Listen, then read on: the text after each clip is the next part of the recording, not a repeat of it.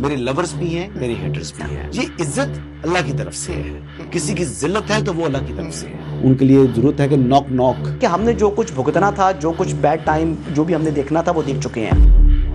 حضرت ایوب خان کے تمام دیکھنے والوں کو السلام علیکم ناظرین. ملٹیپل سٹوریز ہیں آج جی. پنجاب کے حوالے سے جی بڑی اہم خبریں آ رہی ہیں. پنجاب میں 60,000 مساجد کے لیے جو چیف منسٹر ہیں پنجاب حکومت تقریباً ان کا وظیفہ لگانے جا رہی ہے. جو امام مسجد ہیں 10,000 روپے ماہانہ وظیفہ ان کو دیا جائے گا. اس کے حوالے سے جی تنظیم المدارس اہل سنت کے ساتھ جی پنجاب حکومت کا ایک میمورنڈم ہو چکا ہے, اور اس میں اگر کبھی ان کے کوئی مسائل ہوں گے تو ایک الگ سے یعنی ان کے لیے ایک میکنزم رکھا ہے کہ جو مدارس کے اہل سنت کے مدارس کا کوئی بھی ایشو ہوگا وہ ڈائریکٹلی چیف منسٹر صاحبہ دیکھیں گی. اب کوئی اور آدمی بیچ میں نہیں ہے. مریم نواز اور تنظیم المدارس اہل سنت کے زیر انتظام جتنے مدرسے ہیں مساجد ہیں ان کے ایشوز اب براہ راست چیف منسٹر خود جو ہے وہ دیکھ رہی ہوں گی. کوئی تیسرا بندہ بیچ میں شامل نہیں ہوگا. تو یہ بڑی اہم بات ہے. اور TLP کے حوالے سے جی اگر کوئی تفصیلات میرے پاس موجود ہے, اس میں ٹوٹل اس وقت تک جو لوگ اریسٹ ہو چکے ہیں وہ 5642 لوگ ہیں. 5642 لوگ ابھی تک گرفتار ہو چکے ہیں, جن میں سے اگر ٹیئر 1 کی بات کی جائے تو 108, ٹیئر 2 کی بات کی جائے تو 250, ٹیئر 3 787, اور اوور آل جو ورکرز ہیں وہ 4211. اچھا, اس کے جو فائنینسرز تھے جو ان کو فائنینشیل ایڈ دے رہے تھے وہ 70 لوگ گرفتار ہیں جی. اس میں جو سوشل میڈیا کے ایکٹیوسٹ ہیں وہ 216 ہیں, اور اس میں ٹوٹل اس وقت تک جو یعنی انسداد دہشت گردی یعنی ATA کے جو مقدمات ہیں وہ ہیں 84, جبکہ نارمل جو پرچے ہوئے ہیں وہ 56 پرچے ہو چکے ہیں. سیکشن 144 کے تحت جو لوگ اریسٹ ہوئے ہیں وہ 110 لوگ ہیں جی. لاؤڈ اسپیکر کے غلط استعمال پر جو ہے وہ 373 لوگ گرفتار ہوئے ہیں. پیکا ایکٹ کی خلاف ورزی پر 33, اور جو اس وقت تک اوقاف نے 303 مساجد اپنے قبضے میں لے لی ہیں جی. یعنی اس کا انتظام قبضے میں لینے کا مطلب یہ ہے کہ اس کا انتظام TLP کیونکہ اب کل عدم ہو چکی ہے, پروسکرائب آرگنائزیشن ہے, تو اب یہ اس کا 303 مساجد کا جو انتظام ہے وہ سنبھال لیا ہے محکمہ اوقاف نے. اچھا, ان کے 72 جو دفاتر ہیں وہ سیل ہوئے ہیں. 214 مدارس کو سیل کیا گیا ہے. اس میں جو اسٹیٹ کی پروموشن کے حوالے سے جو یا ان کے نیریٹو کی پروموشن کے حوالے سے جو کمپینز کی گئی ہیں یا وہ 1066 ہیں. اور اس میں جو میٹنگز ہوئی ہیں پنجاب حکومت کی جو اہل سنت والوں کے ساتھ ان کی لیڈرشپ کے ساتھ وہ 605 میٹنگز ہو چکی ہیں. اور یہ کمیٹی جو بنی ہوئی تھی ان کی آپس میں میٹنگ ہوئی ہے. اس میں TLP کے 16 لوگوں کو 4تھ شیڈول میں ڈالا جا رہا ہے. اچھا جی, CCD کے حوالے سے جو منفی پروپیگنڈا کیا جا رہا ہے, دیکھیں بات یہ ہے کہ CCD کی جو گونج ہے وہ بڑی اونچی ہے. CCD کے آنے کے بعد پنجاب کے اندر کرائم بہت کنٹرول ہوا ہے. جو جرائم پیشہ عناصر ہیں ان کی حوصلہ شکنی ہو رہی ہے, اور CCD یعنی جرائم پیشہ عناصر کے لیے ایک ڈراؤنا خواب بن چکا ہے. تو کسی شریف آدمی کے لیے وہ یعنی مسئلہ کریٹ نہیں کر رہا. اور جو سہیل ظفر چٹھا صاحب ہیں میں پرسنلی ان کو جانتا ہوں, میرا ان سے ایک بڑا عزت احترام کا رشتہ ہے, اور اس کی آپ کو بیچ میں ایک وجہ بتاتا ہوں. سہیل ظفر چٹھا اور ارشد شریف مرحوم دونوں نہ صرف کلاس فیلو ہیں بلکہ بڑے اچھے دوست تھے. میں نے خود بڑا غمزدہ دیکھا ارشد شریف کی جب شہادت ہوئی تھی اس موقع کے اوپر. پھر ارشد شریف کی جو مرحوم والدہ ہیں ان کے جو ہے وہ قدموں میں بیٹھا ہوا دیکھا میں نے سہیل ظفر چٹھا کو, جو کہ CCD کے سربراہ ہیں, اور وہ بڑے ڈاؤن ٹو ارتھ آدمی ہیں. وہ یعنی اس قسم کا آدمی ہے کہ جو بالکل میرٹ کے اوپر چلتا ہے, وہ کسی سے انفلوئنس نہیں لیتا. اور سہیل ظفر چٹھا اور ارشد شریف میں دونوں میں جو ہے نا یہ ایک چیز مشترک تھی کہ دونوں ایک ہی طبیعت کے آدمی ہیں. تو اس حوالے سے یعنی ارشد بھی کسی سے ڈرا نہیں کبھی, اور یہ سہیل ظفر چٹھا صاحب بھی کسی سے نہیں ڈرتے. تو اللہ پر جو ہے وہ بھروسہ کر کے تو یہ جرائم کا خاتمہ کر رہے ہیں, اور یہ ایک اچھا کام ہے, ایک نوبل جو ہے وہ کاز ہے. اس ٹائم جس طریقے سے لوگوں نے یعنی خود کو قانون سے بالا تر سمجھنا شروع کر دیا, جس طریقے سے جو ڈسپلے آف ویپنز کا کلچر पंजाब के अंदर जो है वो फ़रोग पा रहा था। इसको ख़त्म करना, इस तरह की जो दहशत फैलाते हैं लोगों के ऊपर, यानी एक आदमी जो है वो 24 जो ऑटोमेटिक बंदूकें उसके साथ जो हैं वो उसके गार्ड्स मौजूद हैं। भाई अगर आपको इतना ही मसला है, आप स्टेट प्रोटेक्शन में आ जाओ। अगर आपको बहुत या तो आप बहुत बुज़दिल हैं, या आपको वाकई अगर ख़तरा है, कोई जान का ख़तरा है, तो फिर आप स्टेट से लें जी, तहफ़्फ़ुज़ लें। फिर ठीक है, स्टेट आपके तहफ़्फ़ुज़ की ज़िम्मेदार है। ये आपको किसने इजाज़त दी है कि आप इतना ज़्यादा असला लेकर जो है उसको दिखाते रहें, आम लोगों को हरासा करते रहें। फिर आप जो रोड पर जा रहे होते हैं, इशारा कर रहे होते हैं जी गाड़ी साइड पर करो, गाड़ी साइड पर करो। भाई गाड़ी क्यों साइड पर करो? आपकी आबाजी की जो रोड है, रोड तो जनाब हर टैक्स पेयर की है, जो उसके लिए जो है वो दे रहा है, पेमेंट दे रहा है। तो ये चीज़ें जो है ना, ये काबिल कबूल नहीं है। किसी भी महज़ब मुल्क के अंदर इस किस्म की चीज़ें होती नहीं हैं। और पंजाब के हवाले से अगर मैं बात करूं तो पंजाब में एक बेहतरी लाई जा रही है, यानी कानून को जो है वो उसके ताबे करने के लिए तमाम लोगों को मेरे ख़्याल से जो अमल CCD जो अपना रोल प्ले कर रही है वो उसके पर तनकीद बिला जवाज़ है। मेरा ख्याल के मुताबिक मस से कि CCD क्रिमिनल्स के लिए तो ख़तरा हो सकती है, लेकिन अवाम यानी आम शहरी के लिए वो किसी नेमत से कम नहीं है।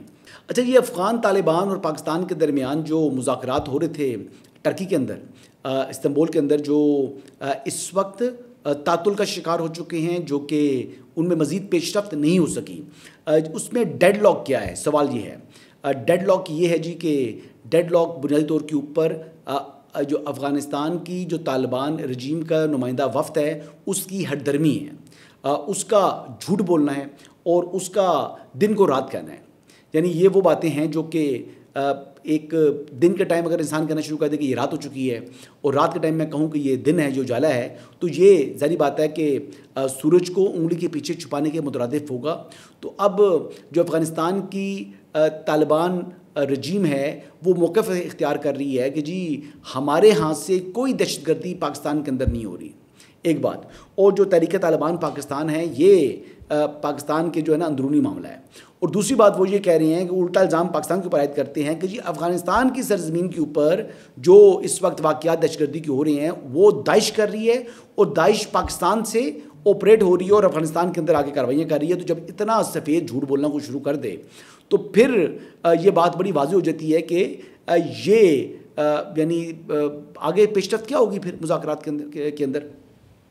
तो मुज़ाकरात में जो पेशरफ्त के अंदर जो सबसे बड़ी रुकावट है वो इस वक्त ख़ुद अफ़गान तालिबान है।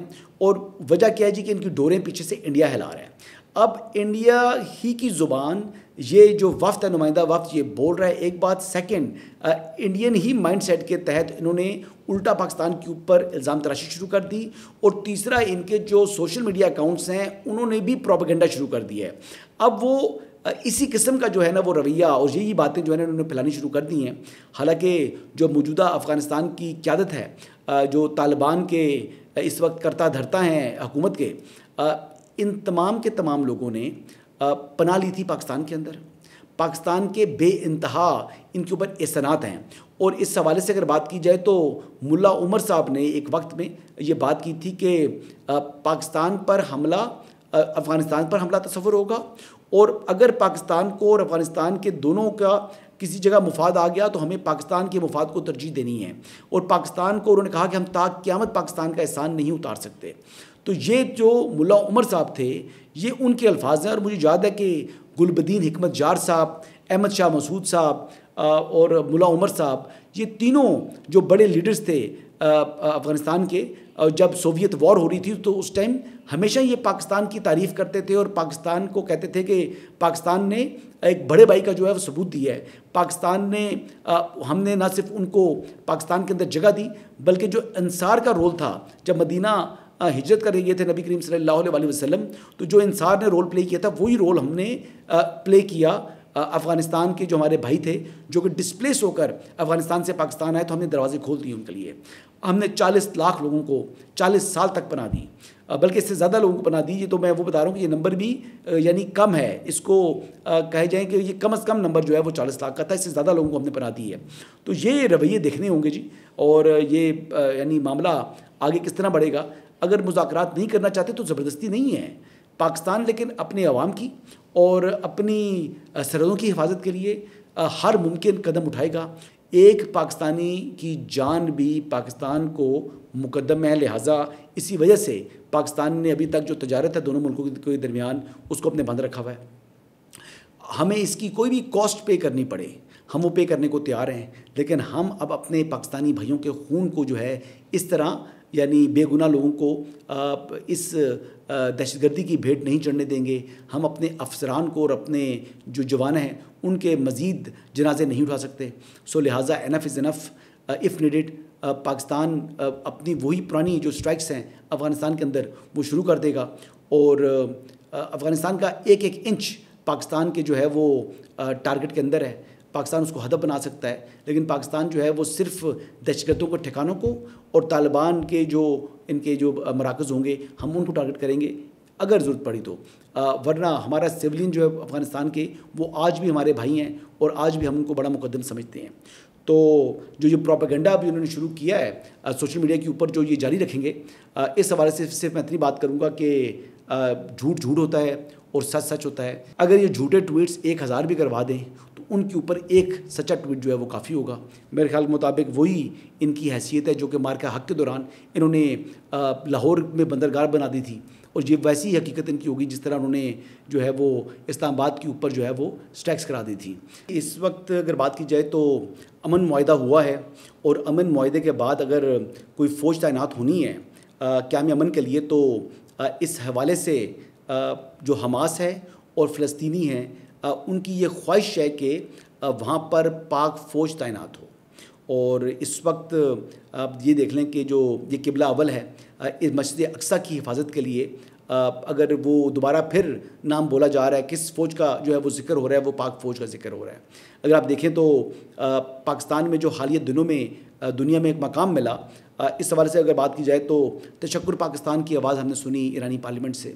اگر ہم بات کریں تو جو ہمارا ڈیفنس پیکٹ ہوا ہے سعودی عرب کے ساتھ، تو اس میں بھی جو کسٹوڈین آف 2 ہولی ماسک ہیں یعنی خادم الحرمین الشریفین، انہوں نے معاہدہ پاکستان کے ساتھ کیا اور پاک فوج کو ذمہ داری دی ہے کہ وہ یعنی 2 ہولی ماسکس کی جو ہے حفاظت کرے.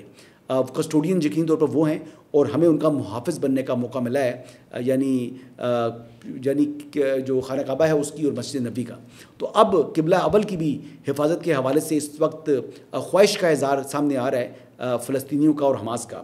اور بات یہ ہے کہ جی وجہ کیا ہے، کیا یہ فوجی تدبیر ہے یا ہمارے پاس جو ایکوپمنٹس ہیں؟ بات یہ نہیں ہے.